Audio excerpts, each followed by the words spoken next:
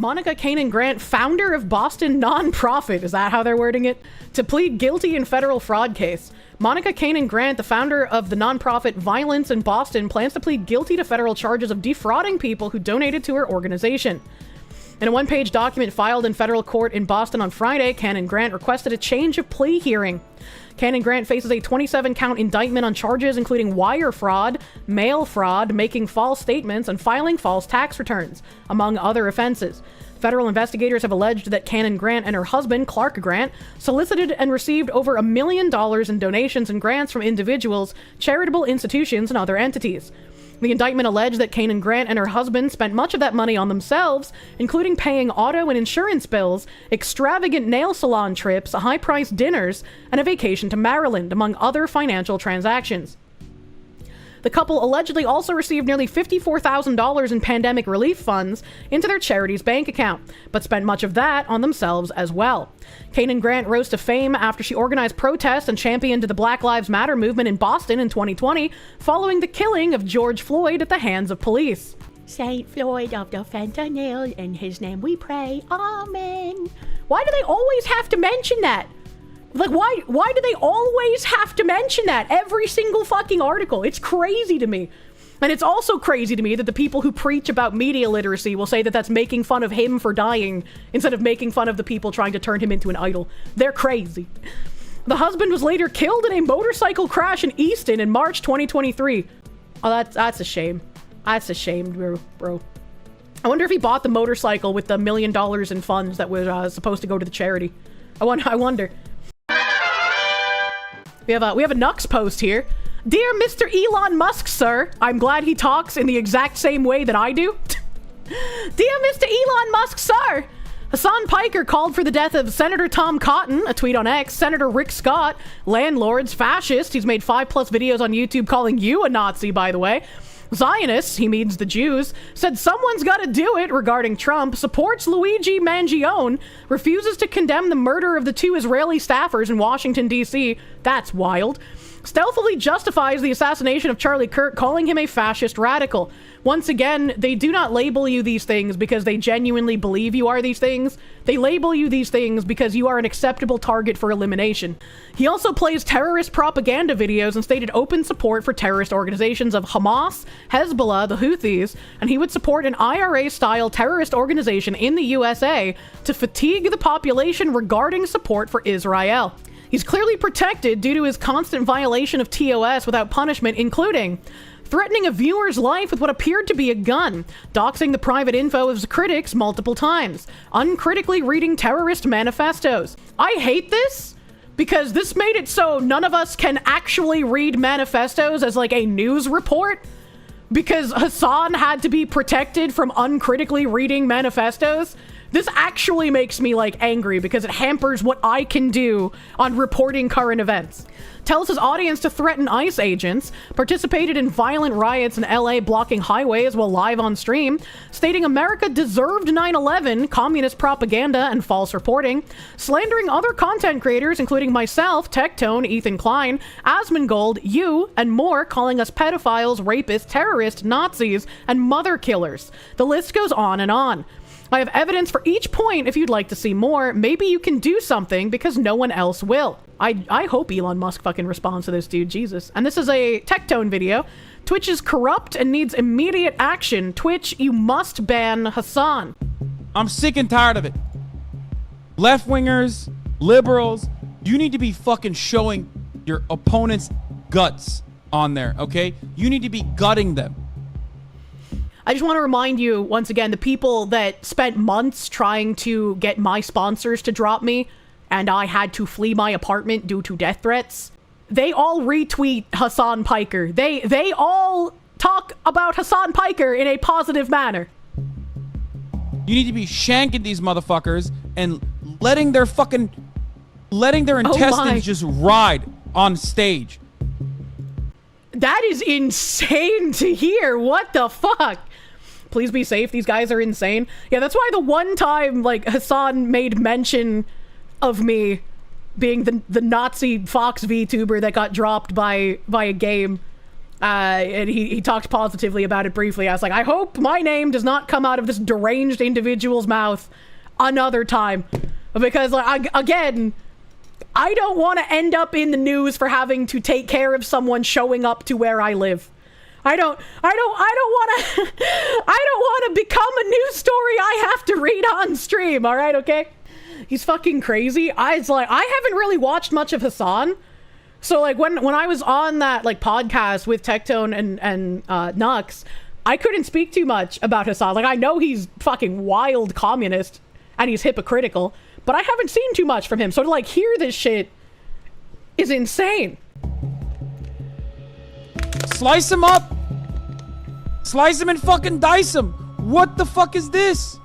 Slice him and dice him, and yet I am an extremist for saying communists should lose their jobs? That's crazy. Letting their intestines just ride on stage. Yeah, kill them. Kill those motherfuckers in a video game. Sorry. Holy shit. Murder those motherfuckers in the street. Let the streets soak in their fucking red capitalist bloods, dude. It's just a joke. You guys always defend edgy jokes, so you should defend me, saying I want to see your guts writhing in the street. It's just a joke. Stop letting these people deceive you. We all know what jokes are, and we all know when they're not joking. Don't let them use subversive language. Hasan Piker uses Amazon-owned Twitch.tv to call for violence against elected officials. If you cared about Medicare fraud or Medicaid fraud, you would kill Rick Scott. Kill Rick Scott. Fucking what? I care about fraud, and not once have I said, yeah, you should kill Black Lives Matter people. That's crazy. I want them punished for committing fraud, not fucking murdered. How do you get to this point? Why are communists like this? But I'm gonna kill you with my AR-15. Like that's the type of messages they were leaving in this dude's office, and he's resigning. Like, he's literally, this is his last term. You actually wrote about this, and it was a great video where you talked about, you know, someone has to do it. Someone has to do it is a euphemism for killing President Donald Trump. I'm so shocked. When I say that, everyone knows exactly what I mean. Once again, it is still fucking wild to me that someone celebrating the attempted assassination of Trump, saying it shouldn't have missed, faced far less repercussions than people running a libelous, lying campaign against me. It will be embedded in my brain for forever to know not to give these people any fucking quarter. I will never forget what you have done to me. Which is, I think that shows that there is a lot of anger, a lot of resentment, and untapped potential, untapped revolutionary potential, as a matter of fact. CEO of Twitch Dan Clancy has stated that Hasan Piker is his favorite creator. Unfortunately true. Not a gamer himself, Clancy mostly watches musicians or talk shows on Twitch. He particularly enjoys leftist political commentator Hasan Piker, who has 2.5 million followers on the platform. This is what you get when the owner of Twitch watches nothing but, like, softcore cam whores on Twitch and Hasan Piker. Clancy needs to be fired, like, ages ago. And it would be really nice if we got someone who actually understood anything about the streaming landscape to be in charge of Twitch. Maybe we'd stop getting so many shitty fucking features. May I dream of a world where the Twitch TOS is enforced fairly. I like the frankness and the bluntness, Clancy said. He's comfortable saying what he believes. Yeah, Hasan's comfortable saying what he believes, but the rest of us can catch some bans for it, eh? Are you comfortable with Hasan Piker saying what he believes? Someone has to do it. See, when I say that, everyone Demand knows the exactly dismissal what I of the mean. Twitch CEO and the Executive Trust and Safety Team. Hasan Piker must be permanently banned. Agreed. The Executive Trust and Safety Team is nothing more than a joke. Anyone who's been anywhere on Twitch, whether a viewer or a creator, will remember that they appointed some, like, trans deerkin thing to their Trust and Safety Team that would have, like, weird deergasms live on stream. If you appoint that kind of a thing to your trust and safety team, there's no trust or safety, you know? Just wondering if Amazon thinks it's okay to pay and promote someone who's paid by Twitch and Amazon who makes repeated calls for murder. I'm glad Elon is paying attention to this. Yeah, here's the one where he responded to Savvy. What's up at Jeff Bezos? I would love to see something happen now that Elon is aware of what's going on. Elon Chan is noticing. This was a long rant post that I read yesterday, and I'm pretty sure, or this morning, I don't know, yesterday or this morning, and I quote retweeted it, and I think it's a really good post. My liberal friends are completely oblivious about how radicalizing the last week has been for tens of millions of normal Americans. Zero clue. I'm not talking about people who are online. I mean regular, everyday Americans. Normies.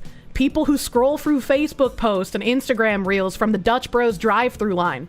Political moderates who have water cooler chats about Mahomes touchdowns and Bon Jovi concerts. Not Twitter threads or Rachel Maddow monologues. Millions of them. Tens of millions. They're logging on. They're engaging and they're furious. And I'll be candid, they blame you guys. They blame the left. Regardless of whether you believe it to be justified, they think you're the bad guys here, and they're reacting accordingly. I can already hear some of you racing towards the comments to start screeching in moral indignation, so I'm going to be blunt. Shut up and listen to what I'm telling you. Your movement will lose any semblance of relevance if you don't develop some small measure of self-awareness. And, absent someone force-feeding you bitter medicine, you guys collectively lack the humility to do this on your own. Here are the facts. Fact 1, tens of millions of Americans started the week seeing a 23-year-old blonde woman, a young woman in whom virtually every parent watching pictured their own daughter, stabbed in the neck by a career criminal.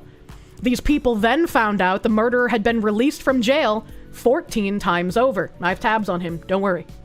Fact 2, 2 days later, tens of millions of Americans watched a video of Charlie Kirk get murdered, speaking to college students. Millions of these people knew who Charlie was. Millions of them didn't. Upon seeing the video, however, these normal Americans from across the land and across the political spectrum agreed that he was the victim of a terrible, fundamentally unjustifiable crime. And their hearts broke in sympathy for his family. Good people who had never even heard the name Charlie Kirk before wept. Fact 3. Immediately after seeing the footage of a peaceful young man get shot in the neck, these same people logged onto Facebook and Instagram. Remember, we're talking about regular Americans, not perpetually online Twitter or Blue Sky users, and saw some of their local nurses, school teachers, college administrators, and retail workers celebrating this horrific crime. Not just defending it, but cheering it.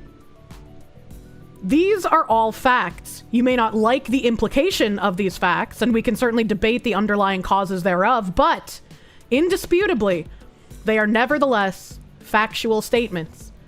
Here's what it means for you, the Democrats reading this. These normal, middle-of-the-road, non-political citizens just became politically active. They realized that politics cares about them, even if they don't particularly care about politics. I would like to remind people who were like me, who just wanted to grill or just wanted to play video games. The price of freedom is eternal vigilance. We have been living in bountiful times where we have the privilege to say, I don't want to care about politics. I don't want to pay attention, and I don't want to know what's going on. Living in a time of abundance and privilege is the only time you get to say that.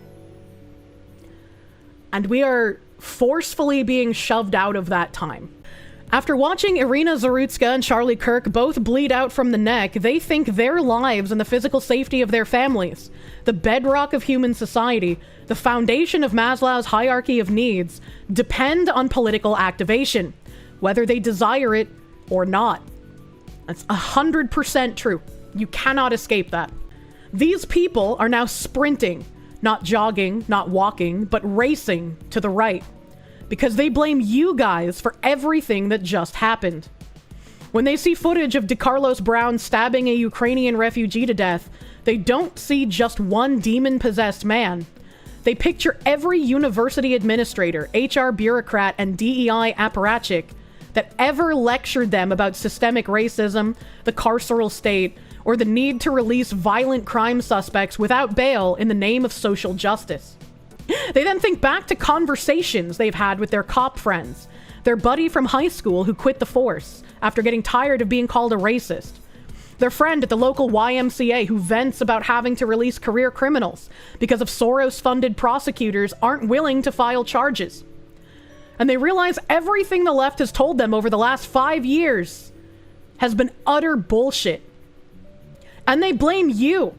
Because even if you count yourself as a moderate Democrat, your party supported the district attorneys, city council members, and mayors that let fictitious concerns about mental health and racial justice supersede very real concerns for their family's safety.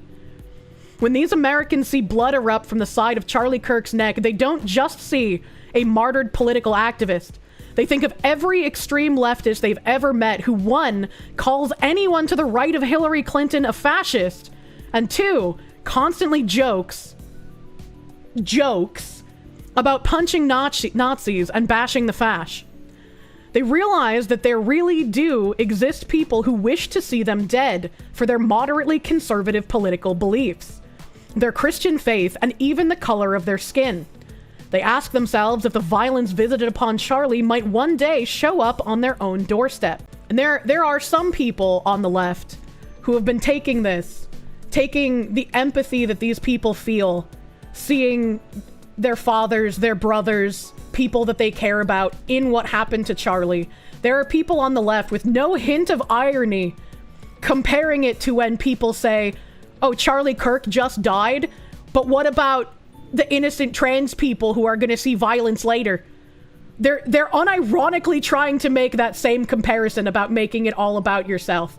And it's fucking wild. They do not understand anything outside of their demented, delusional bubble they've created in their own head. And they blame you, because even if you're just a center-of-the-road liberal, you lacked the courage to police your own ranks. You let modern-day Maoist Red Guards run loose across every facet of society. And what started with social media struggle sessions has now turned to 3006 bullet holes. I think it's 30-06, but my brain. When these Americans log on to social media and see their neighbors justifying, celebrating, glorifying murder, they realize that some who walk among them are soulless ghouls at best, literally demon-possessed at worst. These people, whether they faithfully attend church every Sunday or only attend with relatives once a year on Christmas Eve, start talking about things like spiritual warfare. They implicitly understand that no normal human casually celebrates the mortal demise of a peaceful person. And this is why, throughout history, throughout cultures, no matter what year it was or what ethnicity was fighting against it, they all said the same thing. Communists are not human. And they blame you. Because even if you condemned Charlie Kirk's murder, they probably haven't seen you condemn those in your own movement who cheered it on. They view you as complicit in allowing heartless fellow travelers to celebrate death, and it repulses them. For all of those situations, what has your response been? Nothing but bullshit. In response to Iryna Zarutska bleeding out on the floor of a train, you post bullshit statistics about reductions in reported crime, when anyone who's ever been to a major urban center in the last decade knows that actual crime has skyrocketed, only for victims not to even waste their time reporting it to cops that don't have the manpower to respond, and prosecutors that seek to downgrade as many felonies as possible to misdemeanor citations. In response to a 31-year-old man taking a bullet to the neck in front of his family, you post nothing but bullshit whataboutism. What about January 6th? Honest answer, after you let Liz Cheney spend 2 years operating a star chamber in the House, combined with countless other failed attempts at lawfare against Trump, no one cares anymore. What about Mike Lee making a dumb joke on Twitter about some guy in a mask in Minnesota? No one outside of Utah, DC, or Twitter knows who Mike Lee even is. What about Paul Pelosi? That's not comparable to Charlie Kirk getting shot, and we all know it. And again, Paul who? What about regulations on assault rifles? That's not going to get you very far when one of these killers used a knife and the other one used a common hunting rifle. In response to teachers, healthcare workers, and thousands of other liberals cheering on Charlie's murder, it's nothing but more bullshit and misdirection. Again, because you're dealing with communists and subversion is their main tool. It's not that many people celebrating. Yes, it is. Everyone has seen it on their Facebook and Instagram feeds. I thought you guys didn't support cancel culture. We don't cancel people over their opinions. We're more than happy to see people lose their jobs, especially their taxpayer-funded jobs, for actively cheering on murder, though. And if you can't see the difference, that's your own shortcoming. All bullshit. Not even smart bullshit, but stale, mid-grade, low IQ bullshit. Ordinary Americans see right through it, and they don't like how it smells. I don't like how long it's taken to see through the bullshit. You probably don't like hearing this, but you need to hear it. Because I'm right. And as you reflect on this, you know I'm right. The ranks of my political movement gained millions of righteously angry new members this week. We have a mandate to ensure these crimes never happen again. That's exactly what we're going to do now. If you want to keep a seat at the table as we do so, you'd better clean house and start policing your own. Yeah, nearly 20 million views. It's been viewed a fucking ton of times, man. This person hit the nail square on the head. He absolutely did. He absolutely fucking did. And I genuinely hope that we don't just fall off of being active in a couple of weeks, because that will just allow them to continue to get away with what they've been doing for decades. It needs to be the time that we put the foot down and we actually start root and stem. 2 men arrested after incendiary device found under news media vehicle in Utah. God damn. Authorities in Utah say 2 men have been arrested on suspicion of placing an incendiary device under a news media vehicle in Salt Lake City. The bomb didn't go off. Police and fire department bomb squads responded Friday when a suspicious device was found under the vehicle parked near an occupied building. Investigators determined the bomb had been lit but failed to function as designed. Thank God. Holy shit. According to court records cited by CBS affiliate KUTV, the FBI identified 2 suspects and served a search warrant at a home in the Magna neighborhood west of the city's downtown. 2 men ages 58 and 31, father and son maybe, were arrested and could face charges related to weapons possession and threats of terrorism, ABC affiliate KTVX reported Sunday. Well, hopefully they don't get probation like that other fucking weirdo who called in a bombing in Salt Lake City at the same time as the Boston bombing. I don't know how you get probation for terroristic threats. That's crazy. Neighboring homes were evacuated during the search, which turned up explosives and explosive-related components, firearms, illegal narcotics, and other paraphernalia, court records say. Authorities say they also found at least 2 devices that turned out to be hoax weapons of mass destruction. Okay, that's why I didn't find anything with WMDs. Hoax weapons of mass destruction. There was no information about a possible motive, and the relationship between the 2 suspects wasn't immediately known. News media have descended on Salt Lake City following last week's assassination of Turning Point USA co-founder Charlie Kirk. Crazy crackheads. I could definitely see this as people being upset at how much the news is full of liars. It would be interesting if that is the case. Hopefully we'll have more information come Tuesday. 58-year-old Magna, Utah man identified as Adib Nasir. Okay, well, it's not somebody angry at news media then. Has been arrested on multiple charges related to weapons of mass destruction and terrorism threats. Oh man, every time, brother. Every time. I was like, man, this could be a case where somebody was just like fed up with fake news and they got radicalized. But nope, Adib Nasir, certainly not radicalized against fake news. Jesus fuck. The arrest followed the discovery of an explosive device placed beneath a news media vehicle. Reports indicate the device has been ignited but failed to detonate as intended.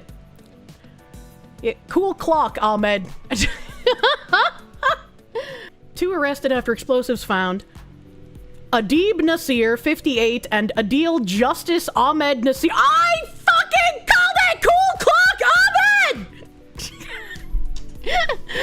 Adib Nasir, 58, and Adil Justice Ahmed Nasir, 31, father and son. I'm a fucking prophet, chat. Were both arrested for the offenses of manufacturing or possessing a weapon of mass destruction, threat of terrorism, attempted aggravated arson, and possessing or removing incendiary items and their parts, according to an affidavit of probable cause.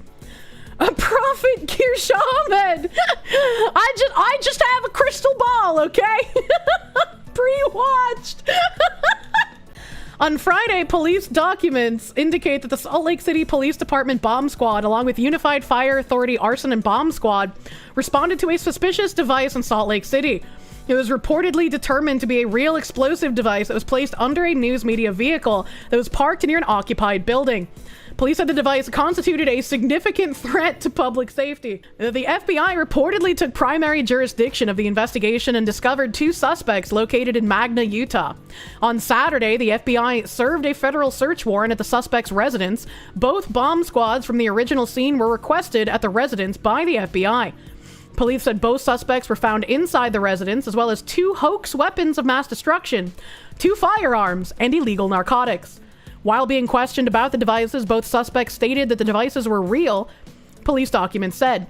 I wonder if they built the hoax devices or if they just got sold hoax devices by someone else, man. This caused all law enforcement personnel executing the warrant to evacuate the residence and initial disposal procedures.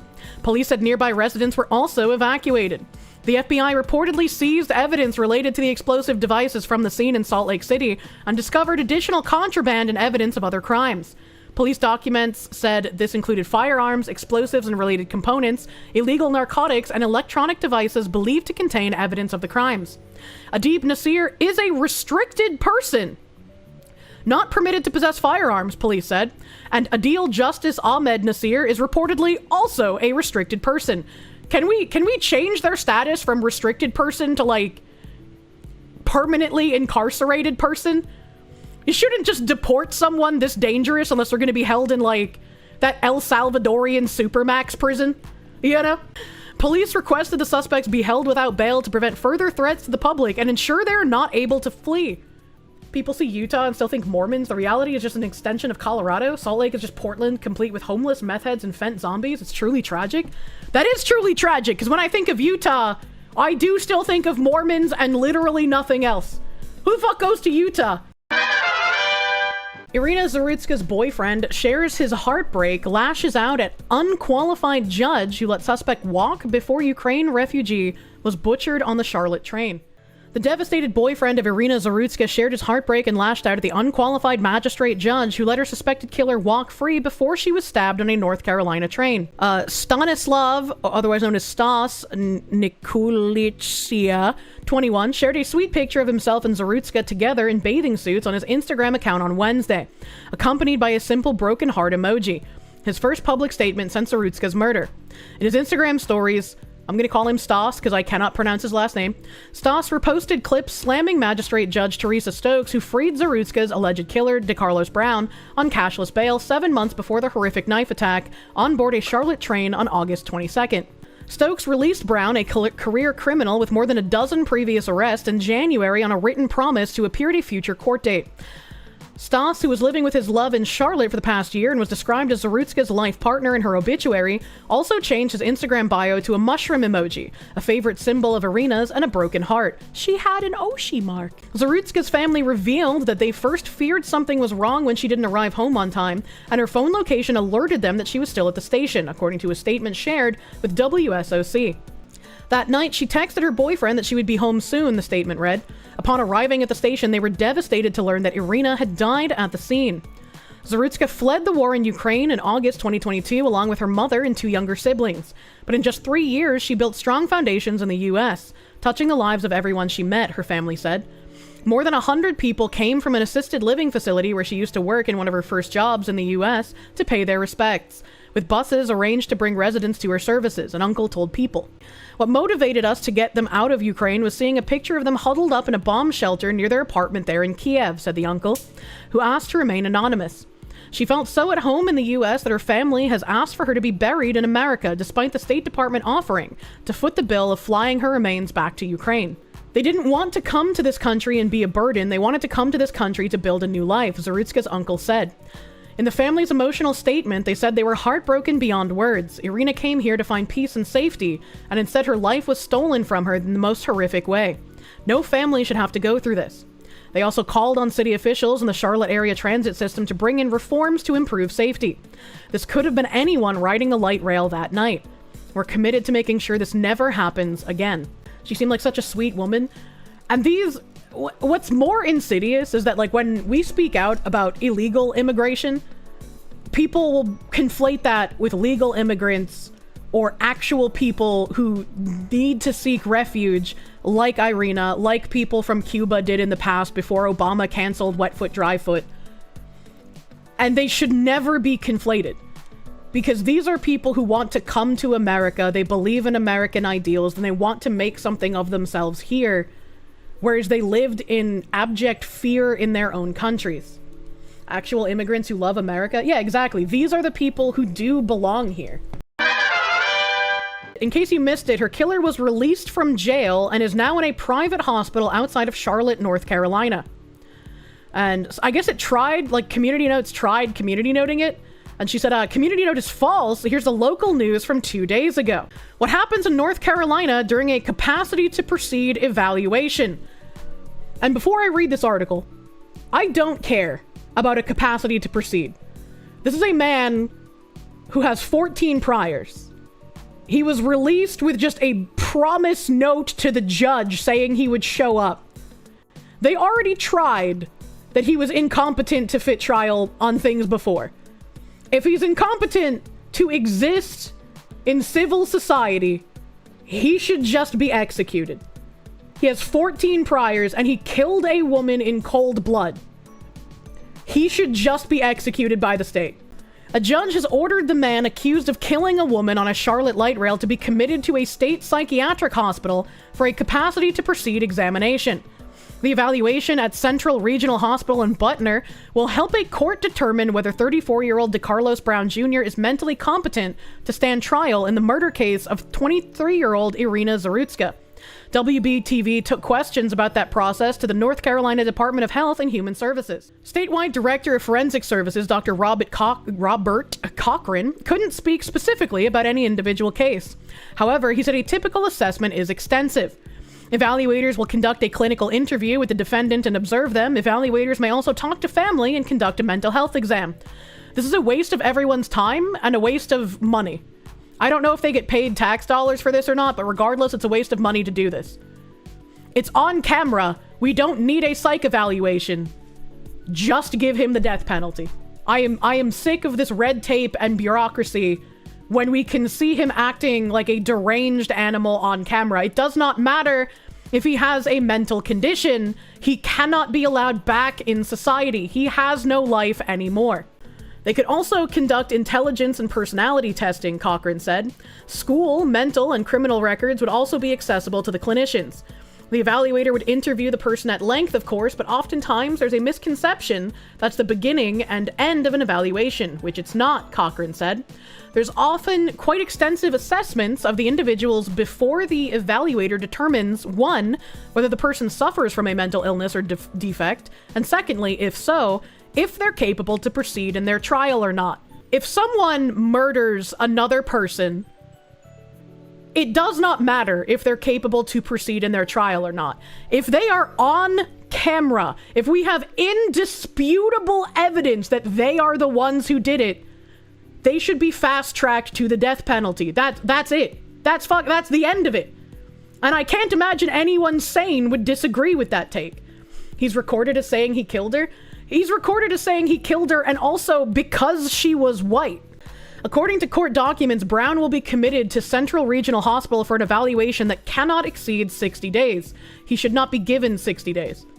If a court rules a defendant is not competent to stand trial, they could be involuntarily committed to a state psychiatric facility for further treatment and restoration until a court deems them capable to proceed.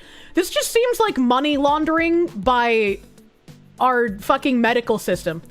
This shouldn't be the case. They shouldn't get to hold this violent monster for psychiatric availability until he can go to court. He should just get the death penalty. It's on camera. There's no ifs, ands, or buts about whether or not he did it. There's no way that this could implicate anyone innocent. We know it's him. Stop the money laundering.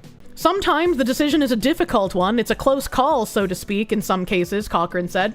The system is built around having hearings, making determinations, cross-examining witnesses, having individuals evaluated by another professional or even a third professional to get other opinions, so that the right decision, the right call, is made at the end of the day. Central Regional Hospital conducts approximately 900 forensic evaluations per year, the Department of Health and Human Services said. Most of the evaluations are done on an outpatient basis, but in some cases, inpatient service is required. Sheriff deputies will transfer defendants to the hospital and stay with them until their evaluation is over. Since COVID-19 pandemic, many of the forensic evaluations can be done over a teleconference. When Brown's competency hearing is set, WBTV will be there. Can you imagine the amount of money these doctors get paid to do the fucking teleconference evaluations? Can you only imagine how much money is paid to do this stuff? That's crazy. Motel beheading suspects' criminal history reveals escalating path of violent crime.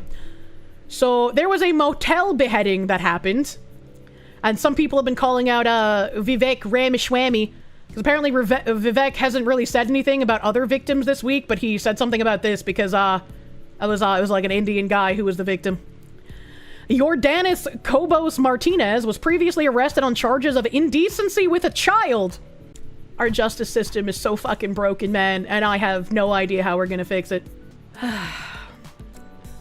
Was arrested previously on charges of indecency with a child, carjacking, false imprisonment, and grand theft of a motor vehicle. How do you have these kinds of charges and you're just let go? Like, what the fuck? What the fuck? Every time I read something like this, it's crazy. Before he was booked into the Dallas County Jail on Wednesday on a capital murder charge, Kobos Martinez's criminal history revealed a path of escalating violence that spans Florida, California, and Texas. According to an arrest affidavit obtained by NBC5 from the Brevard County Sheriff's Office in February 2017, Kobos Martinez stole a Mercedes out of Miami-Dade County. The car broke down along I-95 where he was arrested and charged with felony grand theft motor vehicle. 4 months later, in June 2017, in South Lake Tahoe, California, a police report details a carjacking in which Kobos Martinez, while naked, tried to force himself into a woman's car while pulling her hair and clothes and sitting on her lap. How was he free? This is a weird carjacking case, dude. What the hell? The charge was later dismissed for insufficient evidence. What the fuck? He spent 1 year behind bars for an assault charge related to the case. Last August, he was arrested by Dart police on a fugitive from justice charge stemming from the California carjacking case. Until January of this year, Kobos Martinez was in ERO Dallas custody at the Blue Bonnet Detention Center in Anson, Texas. ICE says he was released on an order of supervision under the Biden administration, and because Cuba would not accept him based on his criminal history. I don't think an illegal immigrant's country of origin should be able to reject them because they have a criminal history. It's just like, he's yours, buddy. We're sending him back. ICE tells NBC5 that non-citizens under an order of supervision can be required to undergo different levels of reporting or monitoring depending on their criminal history. Kobos Martinez remains at the Dallas County Jail under an ICE detainer. ICE tells NBC5 several counties have not worked with the agency to return their citizens, but the current administration has convinced many of those countries, several countries, I said counties I think at first, has convinced many of those countries to take back their citizens, including Cuba and Venezuela. So, they went over all of his prior cases except for indecency with a child? Unless that is related to the carjacking, because, like, if the woman was under 18, you can drive at 16. I want more information about this case, though, because this just talked about the guy and not the actual case. So let's read another article here. A man is dead after apparent stabbing and beheading at a Dallas motel on Wednesday morning. Investigators said the suspect, later identified as 37-year-old Jordanis Kobos Martinez, put the victim's head in the trash. He was seen in a blood-soaked t-shirt as Dallas police took him into custody. Members of the Dallas Police Patrol Unit tracked down Cobos Martinez moments after he took off from the murder scene at the downtown suites. "I'm really shocked," Nancy Pineda said. Pineda works next door to the motel, and she said police swarmed Samuel Boulevard shortly after 9 a.m. Wednesday. How's a beheading apparent? It's off or not? There was a lady who came in here and told me there was a guy running or something, Pineda said. A witness who did not want to be identified told NBC5 the victim first yelled for help and then ran toward his wife and son, who were in the motel office. The witness said the victim's son tried hitting the man with a bat, but he continued stabbing the worker with a machete and then decapitated him. According to an arrest affidavit released Wednesday evening, the man was cleaning a room with the coworker when the victim approached and informed him not to use a broken washing machine. The coworker told police the man then became upset that the victim was speaking to her to translate instead of talking directly to him. Video shows the suspect then exited the motel room and produced a machete from his person and started cutting and stabbing the complainant multiple times. Witnesses said the victim, later identified by police as Chandra Nagamalaya, there we go, began running toward the office. Despite efforts by his wife and son to stop the attack, witnesses said the man continued striking Chandra. The man then kicked Chandra's decapitated head into the parking lot, picked it up, and put it in a dumpster. Police said Cobos Martinez was still armed with the machete, along with Chandra's keycard and cell phone when he was arrested. During questioning, police said he admitted to the killing. Public records link Cobos Martinez to crimes in Houston, California, and Florida. He's charged with capital murder and has been placed on an ICE hold at the Dallas County Jail. Records show he is a Cuban national. Detectives spent hours combing through the scene, later serving a search warrant at the motel for more clues behind the beheading. The motel property owners tell NBC5 that Chandra had managed the motel for 2 or 3 years and described him as a good, hardworking person. It's a shame that this guy makes a lot of Cubans look bad to some people. And it's like, again, I always thought that the wet foot, dry foot policy was a great thing to have, where Cubans who managed to make it to our shores could get refugee status because they had an oppressive communist government. So to see this guy be from Cuba and do this shit here, I don't like that, man. And again, if we know that he did this beheading, I hope there's no fucking nonsense mental illness evaluation and they just get on with the trial, give him the death penalty, get him out of here. You saw the vid, it's not safe for stream. I do not want to watch the vid. Tommy Robinson, the speech that changed Europe, we will never be the same again. For Charlie Kirk, for Iryna, for Liana, every single Western nation faces the same problem. An organized invasion and replacement of European citizens is happening. And once again, this isn't the great replacement theory. This is something Keir Starmer has admitted to is by design from the politicians. This is something Hillary Clinton, I want to say it was like a month ago at this point, maybe 2 months ago, Hillary Clinton came out and spoke about happening as well. These are things leftist politicians have come out and stated. We are doing this. This is happening. We want this immigration here. We've got politicians who have travelled from every country in Europe, pretty much. Yet we can't find one. Don't kid yourselves that we've had a political revolution. If there was any member of parliament in there who represented the people truly, they would have come here today and spoke with you. Oh, sorry, I left my BGM on, I'm sorry. Why? Some people may ask, we've got lots of European politicians here. We are uniting the kingdom. Today we've united this kingdom like no one has ever seen before. But it's not just Britain that's being invaded. It's not just Britain that's being raped. Every single Western nation faces the same problem. An orchestrated, organised invasion and replacement of European citizens is happening. We, all of us, Europeans and Westerners, we have tolerated too much. They don't fear us if we're isolated. Unity is strength. I want to now introduce you one by one leaders and leading politicians from some of Europe's best populist, real political parties. The future leaders of Europe are here today to inspire you about the fight that's going on in their countries. If you're watching this, and you're from France, if you're from Germany, Poland, Spain, any other European country, we want to unite all the patriots of Europe together for a future where we fight together. So what you say, no more brother wars?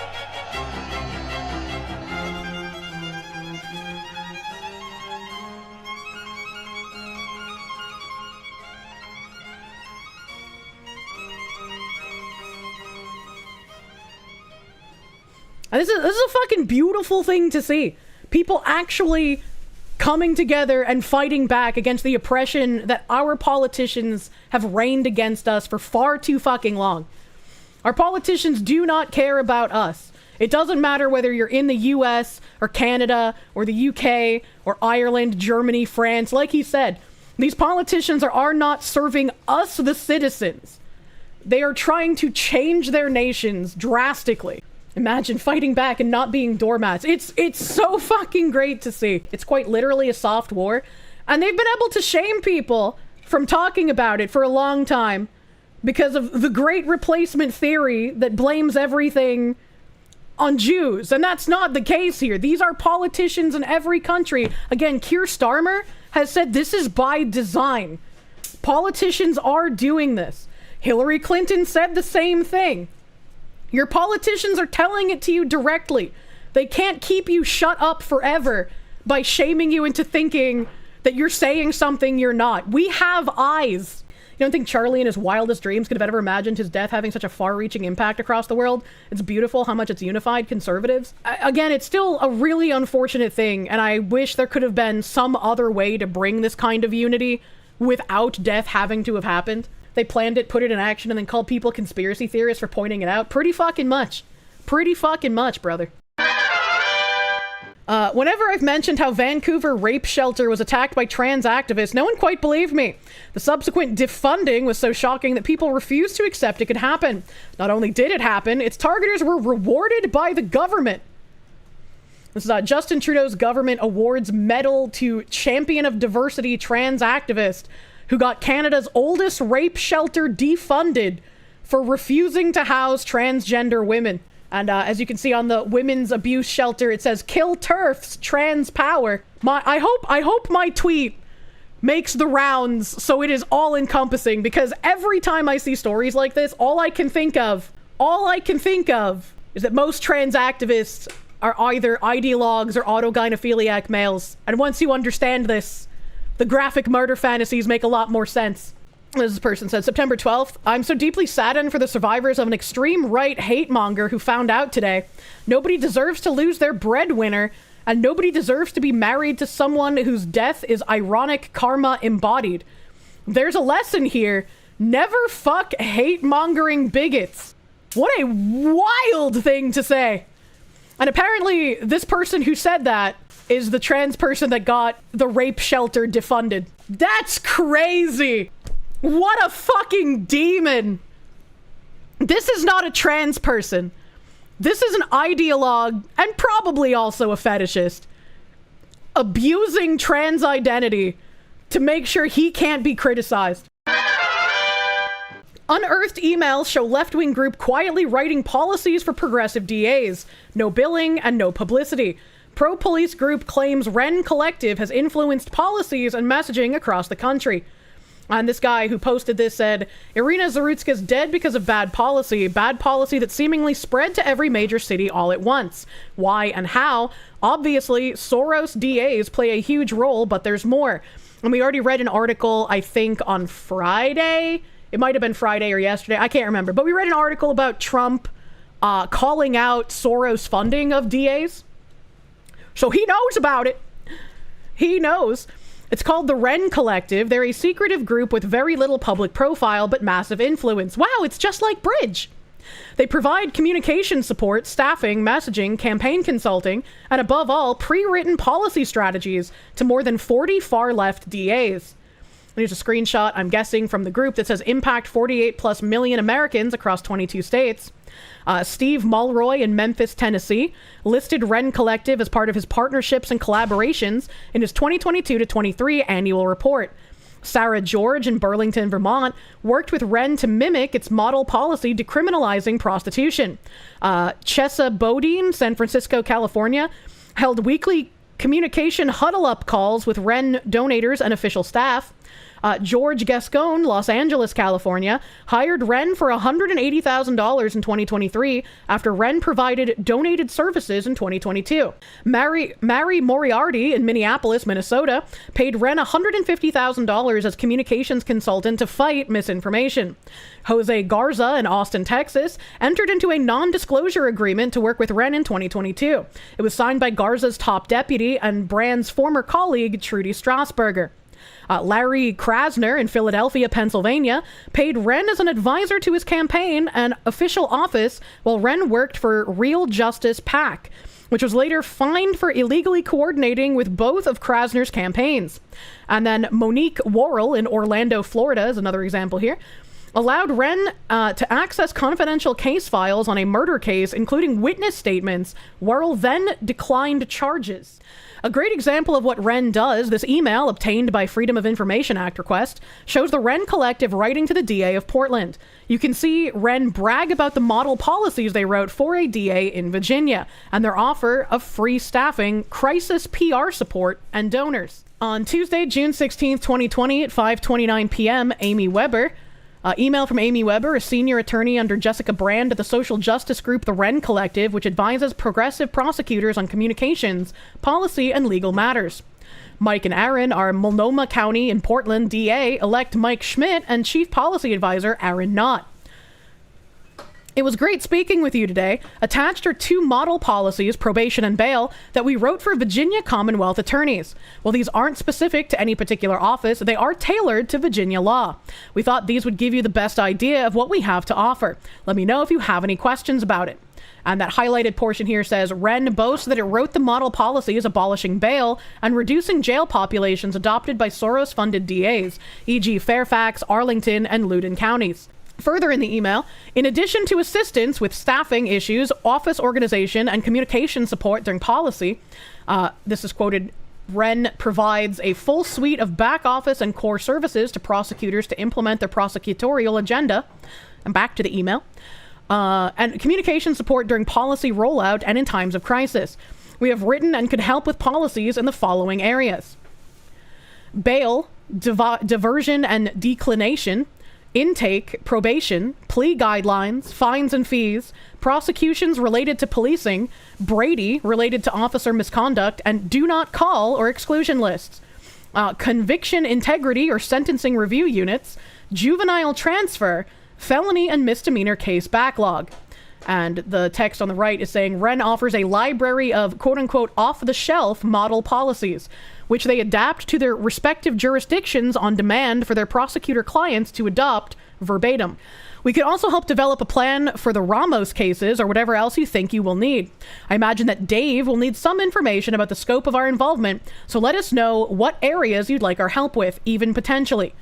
And on the right, it says Dave is David Menschel, a campaign donor to Schmidt and allied PACs, as well as president of the Vital Projects Fund, a major donor to Ren's fiscal sponsor. In a later email, Ren insists that Schmidt provide a scope of work so that they can give their shared donor Menschel as proof of their role. It's literally just money going in a cycle, man. Jesus Christ. We should have mentioned this as well. We do this work without any billing or publicity. These policies will be yours, not ours. We are just here to help you figure out how to implement meaningful changes to the criminal justice system in Portland. Looking forward to it, Amy. And again, the text on the right says Ren conducts its consulting behind the scenes and provides its services to prosecutors for free, but answers to shared donors. Publicly, Ren disclaims all ownership of its policies, but privately, Ren advertises its policy influence and touts prospective clients that it is embedded across the country and looking to expand. They just like bridge, for real, for real. This thread continues. This is really insane. Emails show the now removed DA of Orlando sending forensics files to Ren, allowing them to edit her memo explaining why she wouldn't charge a 17-year-old who shot and killed someone at a football game. Ren has this type of access everywhere. Ren steers a murder case in Orlando. Monique Worrell, Ayala's successor as Florida's 9th Circuit State Attorney, who worked closely with Ren on policy and communication issues, brought Wren in to help with the investigation of the murder of 19-year-old Ghislaine Brown. Worrell's team apparently gave Wren access to confidential investigative files, including witness statements and lab reports, to help them draft an internal memo justifying the decision to not charge 17-year-old Jeremiah Cundiff, who allegedly shot and killed Brown after a high school football game in Orlando. In March 2023, Weber revised then charging memo and sent the document labeled Wren version back to Worrell's deputy for final approval. Document edits reveal that Weber's suggestions later became the basis for Worrell's announcement the following week, where she chastised the police. Build better cases. The homicide suspect, Cundiff, was arrested 6 months later and subsequently sentenced to 18 months in federal prison for possession of a machine gun in an unrelated case. That's wild that you can literally kill someone and be let go and then be arrested later for possession of a machine gun. Like, what the fuck are we doing here, man? What are we doing here? The episode reveals that Wren likely has broad access to such confidential prosecutorial case files in numerous jurisdictions nationwide in order to advise on charging decisions. And here's an email that says, from George Frank to Keisha Mulfort, forwarding to Jeremiah Cundiff memo, Wren version. Hi Keisha, Amy sent me her edited version. I added something about EH results of the GSR, and she said it was good. I didn't case out, thanks Frank. 2 changes, hopefully I saved them correctly. One of the shooters was not wearing a mask, but understand why you worded it the way you did. After accessing confidential witness statements and evidence reports, Wren revised and edited an internal prosecutor memo, deciding to decline murder charges in Orlando. The suspect was later convicted of unrelated weapon charges and sent to federal prison. I don't understand how they're allowed to like do shit like that though, you know? It seems wild, and I guess also kind of explains how all over the country it seems like we have such incompetent DAs no matter where people are getting arrested. Full report can be found here. There's a police defense thing. Emails show Wren also ghost wrote op-eds, set up press conferences, and scheduled softball interviews with reporters. They were basically the PR department for Soros DAs in San Antonio, San Francisco, Houston, and more. Wren usually describes itself as a communications firm aiding criminal justice reform groups and leaders with public image and media relation matters. But the extent of the media services that Wren provides is staggering, ostensibly at no cost to prosecutors and the taxpayers. In San Antonio's Bexar County, Jessica Brand, first while at TJC until 2020, and then with Wren, acted as District Attorney Joe Gonzalez's shadow communications director and senior advisor, despite others holding these roles on public payroll. Based on what media outlets and this report obtained via public record requests, Brand exchanged thousands of text messages and hundreds of emails with Gonzalez and his chief deputy, Christian Hendrickson, who doubled as his campaign treasurer. The documents show that Brand frequently devised media opportunities, drafted op-eds, orchestrated press conferences, managed print and television interviews, and even back-channeled to reporters as an unofficial representative of Gonzalez. Brand offered advice on how to spin the news about San Antonio's rising crime. Homicides rose dramatically in Gonzalez's first term. She then drafted an op-ed boosting Gonzalez, which was later printed in the San Antonio Express News, as if it were the organic product of the political activist and donor group that Wren tasked with authoring the puff piece. I wonder if that's how Hasan gets so many puff pieces written by him. Once again, the media needs to be held accountable. Wren also helped organize office-specific communication strategy calls with its various prosecutor clients, holding a regular weekly huddle-up call with San Francisco's Chesa Bowden, and his team holding frequent meetings with prosecutors and their senior staff on communications issues in various jurisdictions, e.g. Austin, San Antonio, Philadelphia, and across Virginia, writing op-eds, press releases, and making press introductions. When CNN reached out to interview Austin DA Jose Garza in November 2022, Garza told his official team, happy to do it, and we should loop in Jess, the Brand of Wren Collective, ASAP. Brand then led Garza's interview preparation. Months after Fairfax County, Virginia's Commonwealth's attorney, Steve Descano, won a contested primary in 2023, all but securing his re-election in the Deep Blue County, his communications director reached out to Wren's Jessica Brand, hoping to get penciled in for the last spot available to consult with Wren. Despite being in such high demand, Brand managed to pencil in Descano's team. Together, Descano and his senior leadership team joined Wren to sketch out a policy and communication strategy for the progressive prosecutor's second term. Wren's plan included placing an op-ed in the Richmond Times-Dispatch on its legislative priority to ban ghost guns. It was printed on schedule in January 2024. And here's an email from Jessica Brand of Ren Collective to Laura Birnbaum at Fairfax County. The subject is the California Descano meeting on second term planning. So the original email said, "Hi Jessica, I hope you're doing well. I'm working with Ben Schneider and Kyle Manikis on planning for Steve Descano's second term.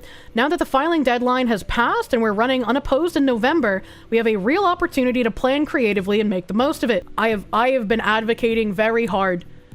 There is no way to change things if you don't get involved in local politics.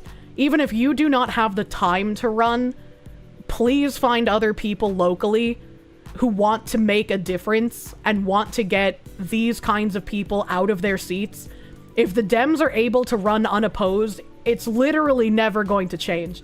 Even if it's going to be an uphill battle of fighting both how deep blue an area is and how corrupt they are, we're at the turning point. This is the time. Can we find the time to discuss some of these plans and initiatives? We would appreciate your input as well as other recommendations for big and bold ideas.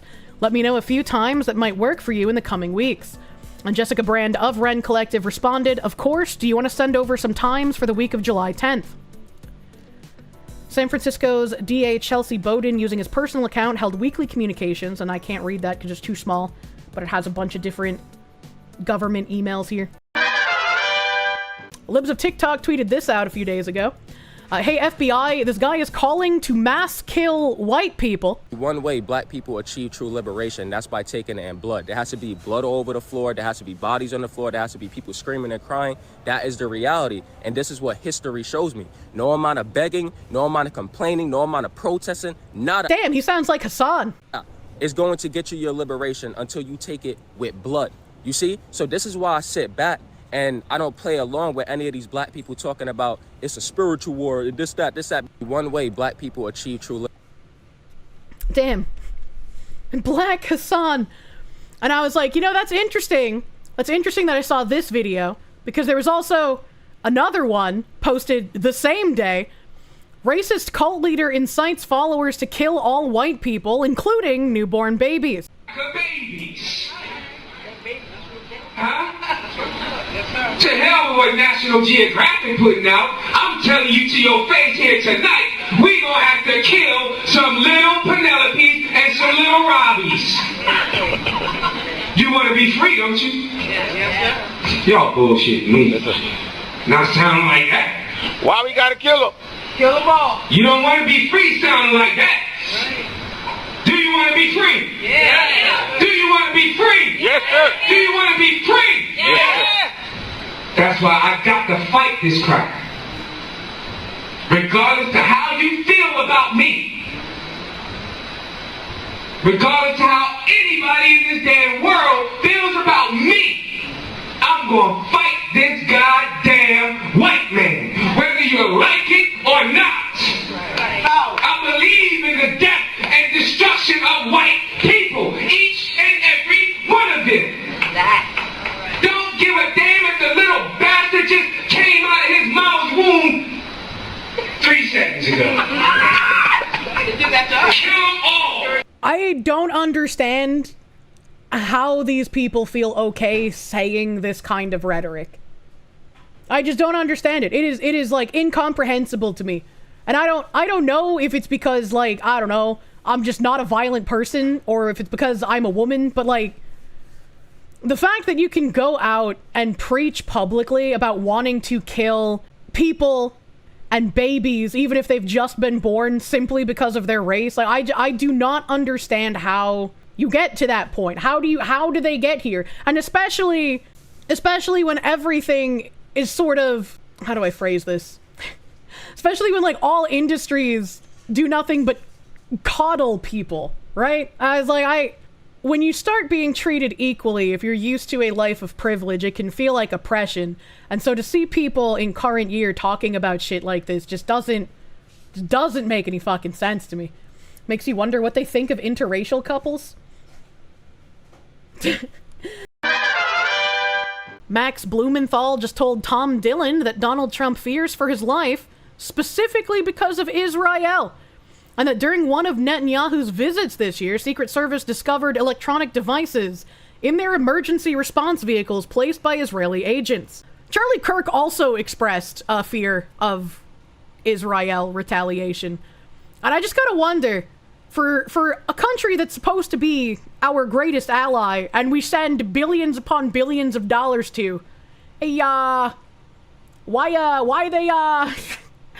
they trying to be so scary is a question I got.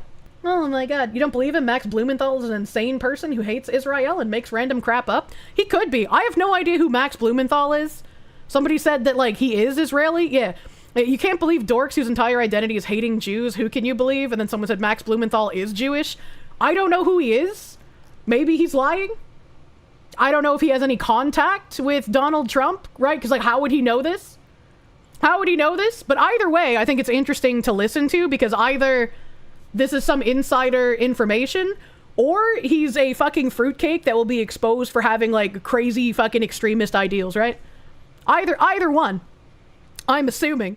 Of the United States fear for his life. Yes. I mean, obviously he fears for his life, and I was told that he feared for his life before the 2 assassination attempts, one coming within a millimeter of striking his head. I mean, let's not forget about that. But I mean, just to clarify, he doesn't fear for his life because of Ireland. My biggest question, once again, would be, how did he get this information? How would he know this?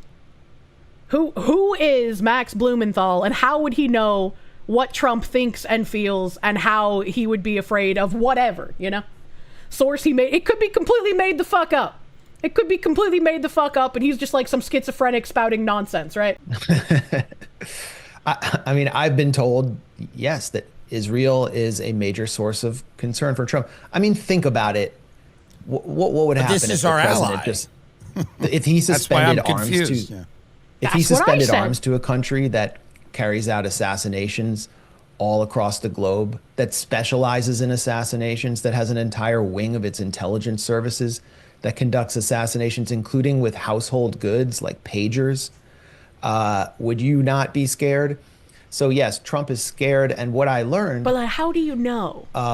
From this source, who is a Trump insider, someone... The anonymous sources tell me. That's the, like, it came to me in a dream, brother.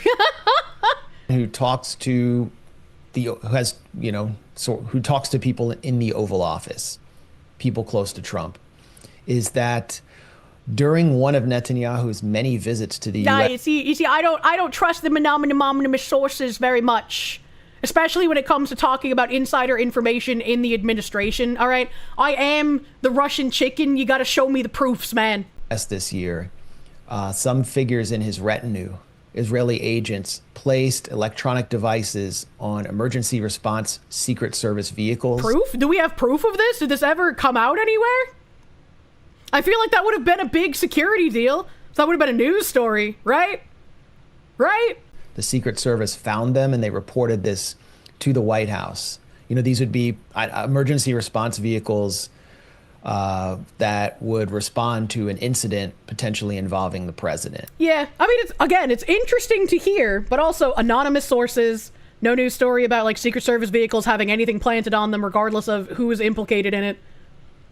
I wouldn't believe something like this. I would not take this at face value. This is like the entire sea's worth of salt. A reliable source on Reddit. Yeah, exactly. You don't report this kind of thing to the media. I mean, you report the like devices found to the media, because you don't have to say, right? Even if you know who did it, you don't have to say. You can just be like, this was a security concern. Information makes me think that something else is going on, not just the usual we got screwed again. I don't know what this is. Explains a lot. Don't take it at face value. Use brains. The president of the United Use brains. Don't take it at face value, man. My source is that I made it the fuck up. Max Blumenthal's entire feed is about how there's a genocide in Palestine and the American government is compromised by Israel. Oh, okay. So he's just trying to throw even more crazy fuel on a crazy fire. Damn.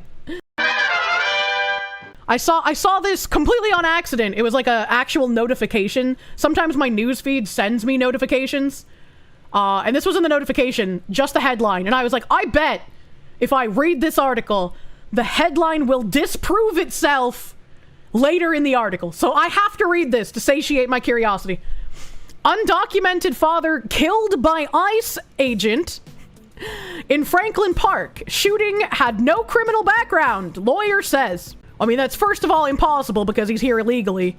So, I mean, first of all, impossible. But also, I'm assuming they're trying to say no other criminal background. But I'm also going to put a huge X to doubt on that. The undocumented father, shot and killed by an ICE agent in Franklin Park, Illinois, only had a history of minor traffic violations, not a criminal record. That is a criminal record. What do you mean? What do you... And this guy who already broke the law and is here illegally only had traffic violations. The Department of Homeland Security and U.S. Immigration and Customs Enforcement said Friday their agents were targeting Silvero Villegas Gonzalez for arrest Friday. They said he was a criminal who was in the country illegally, but his attorney Manuel Carrenas said that's not entirely true. Villegas Gonzalez's family shared a photo of him to a GoFundMe page. No fucking way he has a GoFundMe. That needs to get taken down ASAP, brother. After his death on Friday, saying he had just dropped his 2 sons at school that morning. DHS says an ICE agent was trying to arrest him when he resisted and attempted to drive his car into agents. This headline would make you think that this was like some poor brown immigrant who just got shot for no reason while walking in a park eating an ice cream cone. And then you get to the article and they're just like, oh, well, you know, it was just some illegal who resisted arrest and attempted to run over ICE agents. Just a poor, fiery, but mostly peaceful criminal. That's when DHS said an agent fatally shot Villegas Gonzalez. When I realized it was our client, first of all, I was upset, Carrenas said. It didn't seem to fit the person that I knew. CBS News Chicago investigators found the 38-year-old father had 4 traffic violations between 2010 and 2019 for offenses including speeding and expired driver's license. How did he get a driver's license if he was here illegally? What the fuck is going on, Chicago? Not having insurance, of course he didn't, because he's fucking illegal, and not having a child restraint seat. What? Only had a history of minor traffic violations, speeding, expired driver's license, no insurance, not having a child restraint seat. He's been here illegally as far back as 2010. For at least 15 years he's been here illegally. Yes. He needs to, well, he's dead now, so he can't be deported. I guess deport his body, who cares? Carrenas said he represented Villegas Gonzalez in 2 of those cases. Both of them were resolved favorably. Neither of them involved criminal violence, he said. Well, trying to run over ICE agents is criminal violence, buddy.